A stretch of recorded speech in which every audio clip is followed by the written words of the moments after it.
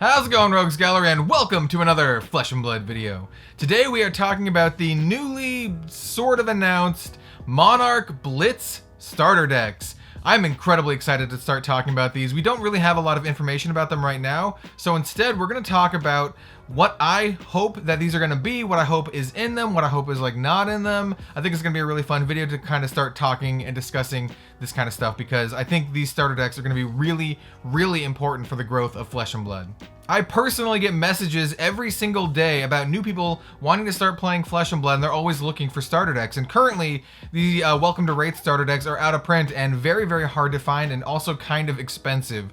So these are going to be really good for new Flesh and Blood players and, you know, current Flesh and Blood players, because I think they're going to do some interesting things with them. Before we get started, I do want to give a couple quick shout outs. If you're looking to pick up Flesh and Blood singles, definitely check out FAB Foundry. Excellent folks, excellent pricing, excellent customer service, and a really good selection of cards. They come very highly recommended from me. And if you're from Canada, definitely check out Red Riot Games. Same kind of deal there. Excellent folks, excellent pricing, excellent customer service, but they're from Canada. So if you're from Canada, don't have to pay for that crazy international shipping buying from the US or New Zealand or whatever. So let's start talking about these starter decks. They haven't officially been announced at this point in time. So if you're watching this video maybe a month or two down the road, you know, in 2020, January, February 2020, where they've officially been announced, they currently have not been announced, but they have been sneakily added onto the product list for the upcoming releases. In addition to that,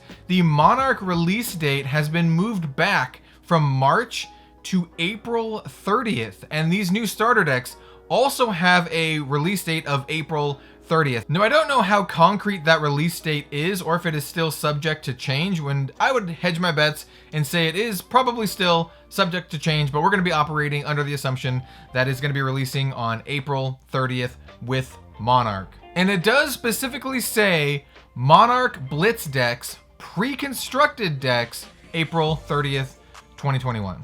So let's start talking about what I hope these decks are going to be, starting with number one, the price.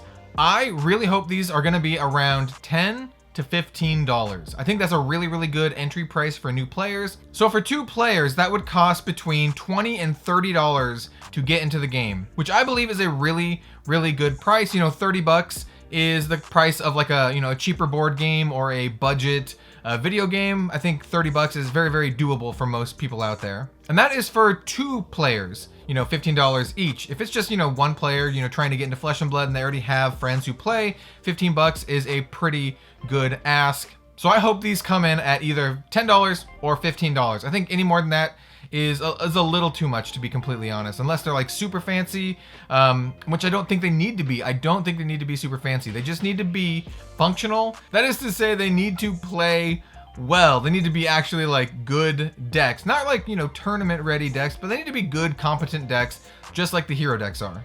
Number two, they need to feature every single class in Monarch. So if you're new to the game and you're coming in at Monarch and you buy one of these decks, the class that you play with needs to be in Monarch. And I do believe it'll be better if all of the classes for these starter decks are also all in Monarch and all of the classes from Monarch are these starter decks. So it's a really easy transition between the two. If you either start off buying a booster box and you're like, yo, I got this really cool card for this really cool class, I want to buy a starter deck for that class, and, you know, vice versa. You know, either buying a starter deck first and transitioning into booster packs. So yeah, all the classes from Monarch need to have a starter deck. And that brings us to number three.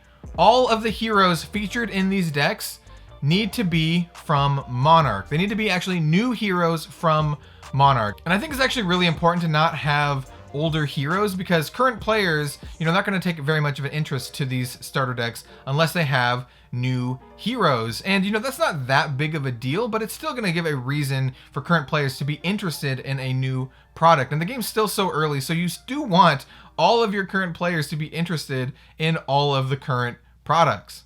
And also, it's just kind of boring having the same heroes. I think it should be new heroes unique to Monarch.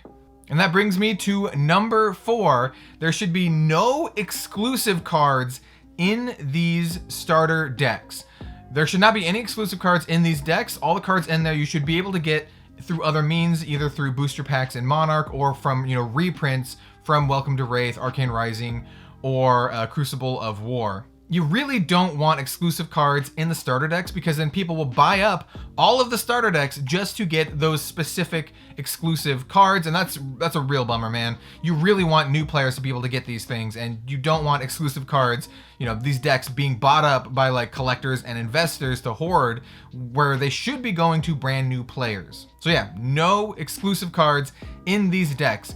And there were exclusive cards in the hero decks. There's actually Springboard Somersault and Lunging Press. And actually that brings me to the next one. Number 5, reprints of specifically Springboard Somersault and Lunging Press. We already had these in the hero decks. They should also be in these new Blitz decks, because they're really hard for people to get right now. You can only get them in those hero decks, the Ira Welcome decks, and then as a very, very short printed foil rare in Crucible of War, which is currently very, very hard to get right now. So Springboard Somersault and Lunging Press should be in every single one of these starter decks within reason. Maybe 2 of them have Springboard and 2 of them have Lunging Press or something like that, but they should definitely be in these starter decks.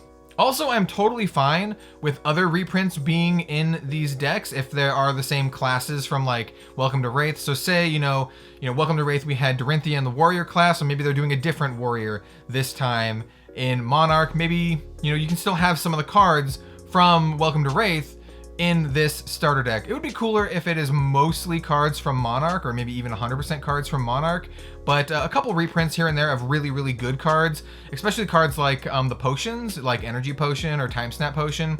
I'd be totally cool with that here in these starter decks. And then finally, not really a must-have, but I think it would be really, really cool to have alternate art for the heroes, or maybe even other cards in these starter decks. So it would give, once again, established players a reason to buy them, but not exactly a reason for collectors or investors to hoard them if they're just, alternate art versions of cards that you can already get. You do actually run the risk a little bit of people trying to, hoard them or something like that. But if they're not like super valuable cards, then I don't see people doing that on a very large scale, especially if these decks are super widely available. And I did not mention that. These decks should be very, very available.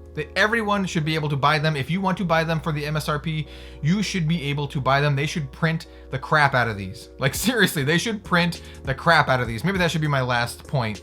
They should print the crap out of these. We need a ton of these. They should be printed into oblivion, maybe, within reason, but everyone should be able to get one if they need one. These should not be price gouged or anything. This is gonna be, a defining way for folks to get into Flesh and Blood in 2020. And I believe a lot of new people are going to be getting into Flesh and Blood in 2020. And this is going to be very, very important to get these decks right.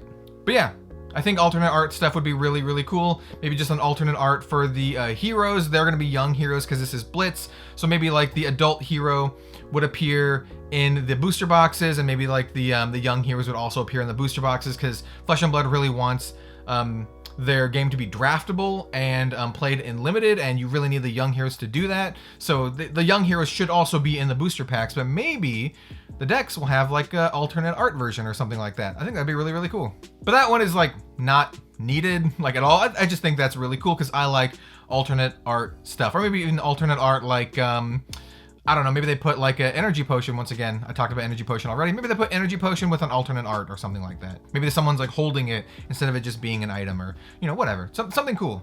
And those are the main points I wanted to hit today. Let me know in the comments down below if you have anything you would like to add to this, if you're looking for anything specifically. I don't think these decks need to be full of like powerful Majestics. Maybe a couple Majestics would be cool, but I don't think they need to be that.